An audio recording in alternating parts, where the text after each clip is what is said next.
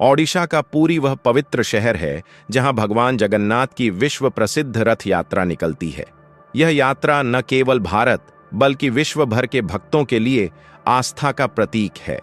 भगवान जगन्नाथ उनके बड़े भाई बलभद्र और बहन सुभद्रा के साथ अपने भव्य रथों में सवार होकर श्री गुंडिचा मंदिर की ओर प्रस्थान करते हैं।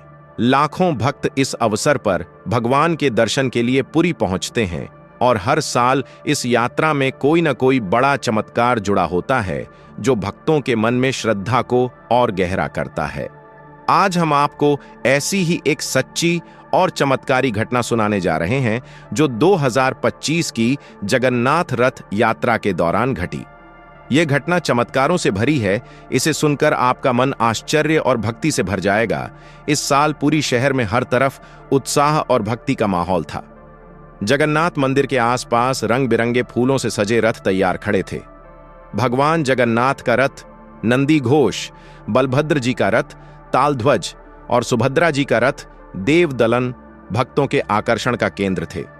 इन रथों को नीम की लकड़ी से बनाया गया था और इन्हें सजाने में पुरी के कारीगरों ने महीनों तक मेहनत की थी। सुबह से ही मंदिर के आसपास भक्तों की भीड़ जमा थी। दूर दूर से लोग आए थे, कोई पैदल, कोई ट्रेन से तो कोई हवाई जहाज से। हर कोई बस एक झलक भगवान जगन्नाथ की दर्शन पाना चाहता था। मंदिर के पुजारी वैदिक मंत्रों का उच्चारण कर रहे थे और हवा में अगरबत्ती की सुगंध फैल रही थी। ढोल नगाड़ों की आवाज और भक्तों के जयकारों से पूरा शहर गूंज रहा था। इसी भीड़ में एक साधारण सा परिवार भी शामिल था। रमेश और उसकी पत्नी सुनैना, जो अपने 2 बच्चों 12 साल की बेटी रिया और 8 साल के बेटे अर्जुन के साथ वाराणसी से आए थे। रमेश एक छोटे से गांव में किसान था और उसकी जिंदगी में कई मुश्किलें थीं। उसकी फसल पिछले साल बाढ़ में बर्बाद हो गई थी और परिवार आर्थिक तंगी से जूझ रहा था।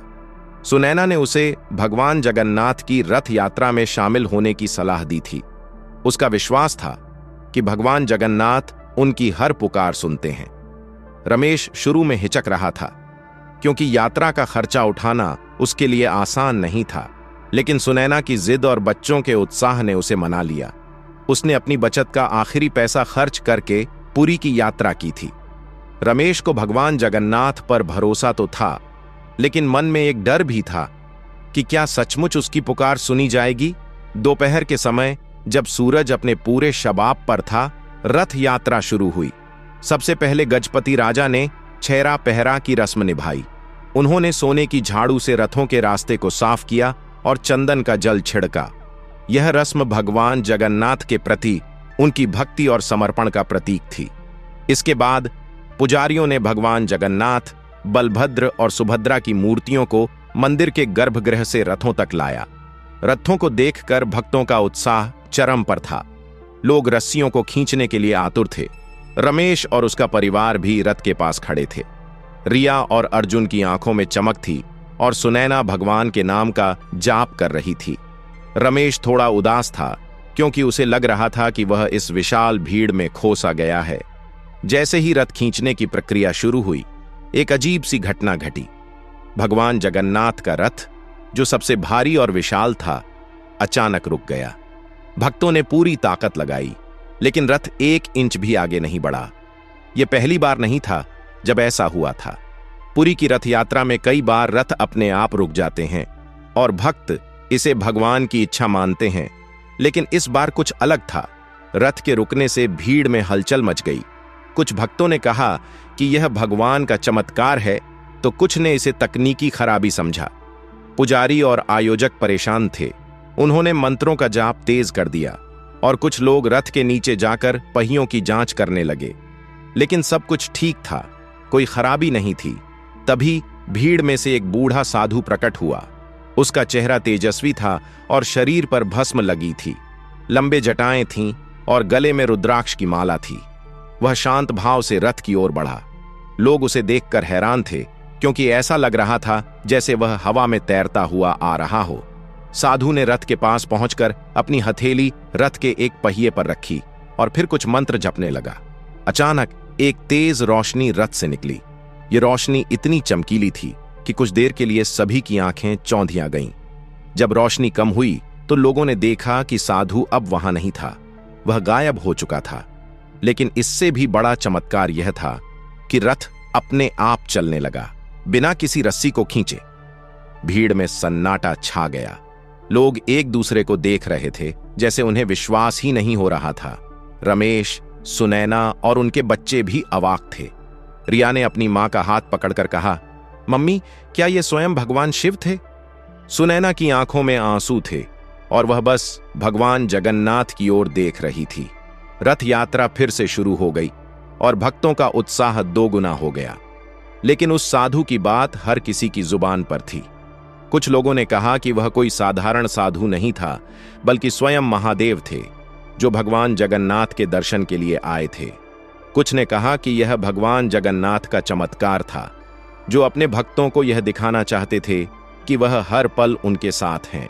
रमेश के मन में भी कई सवाल उठ रहे थे। वह सोच रहा था कि क्या यह चमत्कार उसके लिए कोई संदेश था। उसने सुनैना से कहा, शायद भगवान हमें बता रहे हैं कि वे हमारी पुकार सुन रहे हैं। सुनैना ने मुस्कुराते हुए कहा, रमेश, विश्वास रखो, भगवान जगन्नाथ सब ठीक करेंगे। रथ यात्रा श्री गुंडिचा मंदिर की ओर बढ़ रही थी। रास्ते में भक्त भगवान के नाम का कीर्तन कर रहे थे। रमेश का परिवार भी कीर्तन में शामिल हो गया। अर्जुन ने अपने पिता से पूछा, पापा, क्या वह साधु फिर आएगा? रमेश ने जवाब दिया, बेटा, अगर भगवान चाहेंगे तो जरूर आएंगे। रथ यात्रा के दौरान एक और घटना घटी जिसने रमेश के जीवन को हमेशा के लिए बदल दिया। जब रथ गुंडिचा मंदिर पहुंचा तो वहां भक्तों की भीड़ और बढ़ गई। रमेश और उसका परिवार रथ के पास खड़े थे जब अचानक एक पुजारी ने रमेश को बुलाया। पुजारी ने कहा, आपको भगवान जगन्नाथ ने चुना है, आप उनके रथ के पास आकर प्रणाम करें। रमेश हैरान था। वह एक साधारण किसान था और उसे समझ नहीं आ रहा था कि पुजारी ने उसे ही क्यों चुना। उसने पुजारी से पूछा, मुझे? लेकिन मैं तो... पुजारी ने मुस्कुराते हुए कहा, भगवान सब जानते हैं, वे तुम्हें बुला रहे हैं। रमेश ने भगवान जगन्नाथ के रथ के पास जाकर प्रणाम किया। जैसे ही उसने अपना सिर झुकाया, उसे एक अजीब सी अनुभूति हुई। उसे लगा जैसे कोई अदृश्य शक्ति उसे छू रही हो।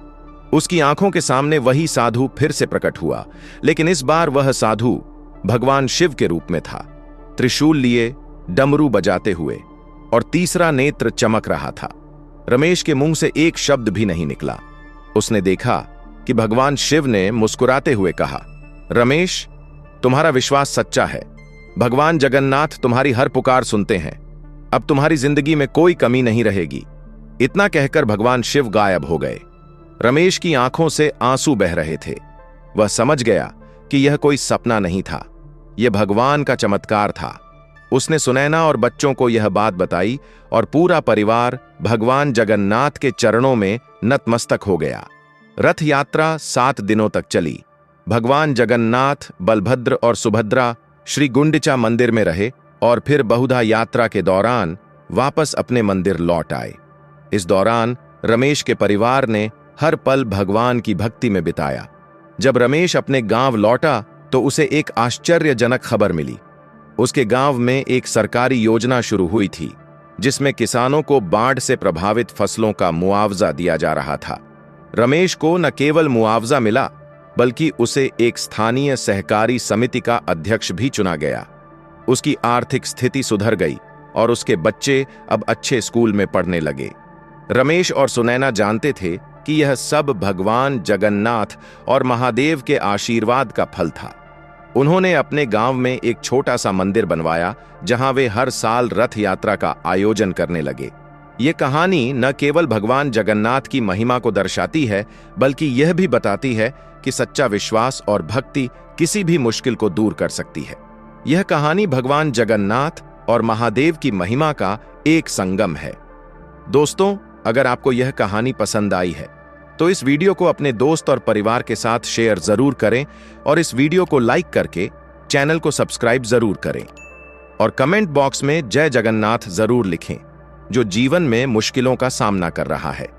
भगवान जगन्नाथ और महादेव का आशीर्वाद हर भक्त पर बना रहे। जय जगन्नाथ। हर हर महादेव महादेव।